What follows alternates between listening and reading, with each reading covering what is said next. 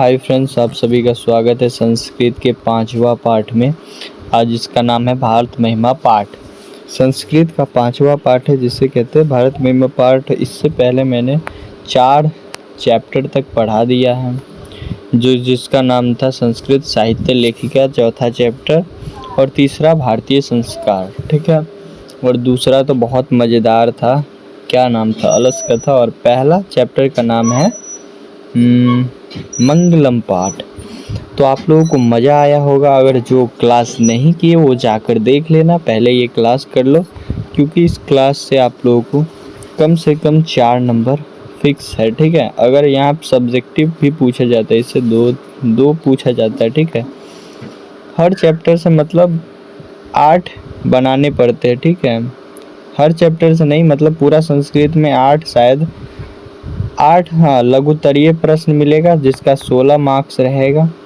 समझ रहे हो, सबसे स्कोरिंग सब्जेक्ट है और सबसे मज़ेदार चैप्टर होता है इस सब का संस्कृत में। चलो पढ़ते हैं।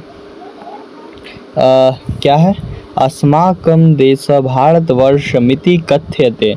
हमारा देश भारतवर्ष कहा जाता है। अस्माकं मतलब हमारा, हमारा देश भारतवर्ष कहा जाता। अस्य महिमा सर्वत्र गायते। इसकी महिमा सभी जगह, क्या होता है, इसकी महिमा सभी जगह गाई जाती है, देश में विदेश में, कहीं भी, पूरा विश्व में। विष्णु पुराणात भागवत पुराणात च प्रथम द्वितीय च क्रमशः पद्या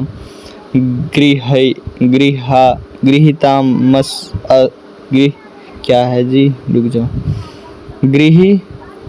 गृहीतम अस्ति है। ठीक है, क्या है, तो प्रथम इसमें कहा गया पाठिनस्पि, पाठ में विष्णु पुराण भागवत पुराण, प्रथम द्वितीय च क्रमशः पद्यात्म गृहीतम अस्ति। देखो, इस पाठ में कहा गया है कि पहला जो क्या है, पद्य है, वो विष्णु पुराण से लिया गया है।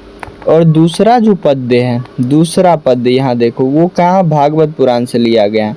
आपसे क्वेश्चन पूछा जाएगा कि बताइए कि भारत महिमा पाठ का पहला पद्य कहाँ से लिया गया है, तो विष्णु पुराण का, विष्णु पुराण। दूसरा पद्य कहाँ से लिया है, तो भागवत पुराण का, भागवत पुराण। याद रहेगा, पहला पद विष्णु पुराण, दूसरा भागवत पुराण। ठीक है, तो चलो आगे चलते हैं। क्या आप लोगों को यहाँ समझ में आ गया। अब अवशिष्टानि पद्यानाध्यक्षेण निर्मीय प्रस्तावितानि। देखो, अवशिष्ट मतलब जो और पद्य हैं, जो अन्य 3 पद्य है, इसमें कुल कितने पद्य है, 5 है, और 2 पद्य कहाँ से लिया है, तो 2 पद्य लिया है। पहला लिया है विष्णु पुराण और दूसरा भागवत पुराण। पहले बताओ पुराण कितने हैं, तो पुराण 18 है। उपनिषद कितना है, 108 है।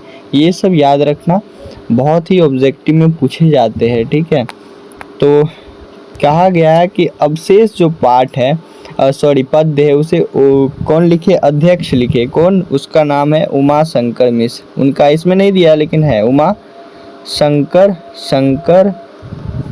शंकर मिश्र है, उमा शंकर मिश्र। ठीक है, उमा शंकर मिश्र नाम है। भारतम प्रति भक्तिरास्माकं कर्तव्य रूपेण वर्तते। भारत के प्रति भक्ति हम सबको, क्या इसमें कहा गया कि भारत के प्रति हमें भक्ति, देशभक्ति का कर्तव्य है। हम सभी को देशभक्ति करना चाहिए, देश का भक्ति करना चाहिए, देशभक्ति। ठीक है, अब चलते हैं पद्य। पहला पद्य कहाँ से लिया है, ये देखो, ये पद्य, ये पहला है, पहला ये है, दूसरा ये है, और पहला कौन है, पहला ये है और दूसरा ये है। ठीक है, चलो पढ़ते हैं। गायन्ति देवा कीलगीत कानि ध्यानस्तु ते भारत भूमि भागे स्वर्गपवर्ग स्पंदमार्ग भूते भवन्ति भूय पुरुषा सुरुत्वा। गायन्ति मतलब गाते हैं, कौन, गीत गाते हैं। ध्यानस्तु ते भारतम भूमि भागे। देखो, देव लोग भी क्या गाते हैं, भारत का गीत गाते हैं। किसका, भारत का गीत देवलोग भी गाते हैं। स्वर्ग अपवर्ग स्पंद मार्ग भूते, स्वर्ग से भी सुंदर क्या है, हमारा भारत है।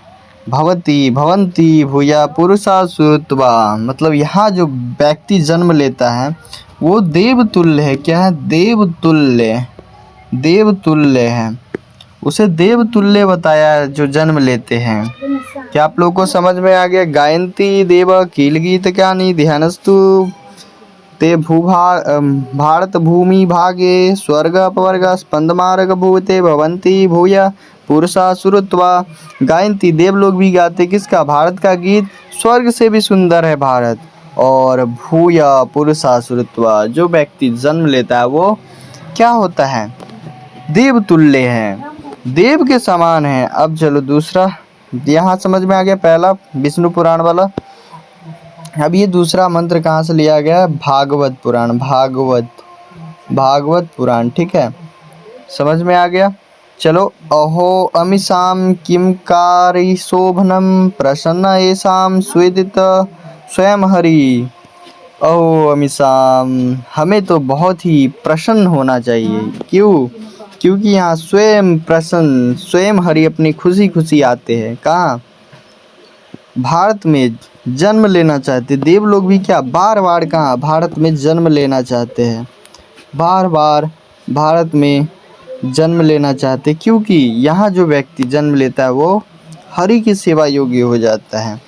ये जन्म लब्ध नृषु भारता जिरे मुकुंद सेवोपैकम स्पृहाहीना। देखो, ये जन्म में हमें क्या, भारत के प्रति भक्ति, मुकुंद सेवोपियम स्पृहा हीना, हमें क्या भारत के प्रति इस जन्म में भक्ति, देशभक्ति करना चाहिए। क्या करना चाहिए, देशभक्ति, देशभक्ति करना चाहिए। क्योंकि यहाँ क्या होता है, जो जब व्यक्ति भी जन्म लेता है वो क्या हो जाता है, वो हरि की सेवा योग्य हो जाता है, हरि की सेवा, और वो देवतुल्य भी, देवतुल्य भी हो जाता है। देवतुल्य मतलब वो देव के समान है, देवता के समान है। और देव लोग भी कहाँ, भारत में ही जन्म लेना चाहते हैं, भारत में बार बार कहाँ, भारत में जन्म। चलो, अब ये आधुनिक पद है। यम निर्मला वात्सल्ला मातृभूमि प्रसिद्धम सदा भारतम वर्षमेतम। यम, यह भूमि क्या है, वात्सल्य है। वात्सल्य मतलब क्या होता है, जैसे माता पुत्र के प्रति वात्सल्य मतलब प्यार होता है। निर्मल है मतलब पवित्र है। क्या है, पवित्र है, पवित्र है। प्रसिद्ध सदा भारतवर्षम, हमेशा से ये भारतवर्ष क्या है, सदा प्रसिद्ध है। विभिन्न जना धर्म जाति प्रभेदे रिहेक्त्वम भवन्तो वसंती। ये सभी क्या होते हैं, एक साथ मिलकर विभिन्न जाति धर्म, जैसे कोई हो गया सिख हो गया, कोई मुस्लिम हो गया, मुस्लिम हो गया, हिंदू हो गया, ये सभी क्या होते हैं, एक दूसरे से मिलकर एक दूसरे पे डिपेंड होते हैं और एक दूसरे के साथ वात्सल्य भाव, बसंती, एक दूसरे के साथ रिहत्वा भावम मतलब एक साथ रहते हैं, एक साथ मिलजुल कर रहते हैं। समझ में आया।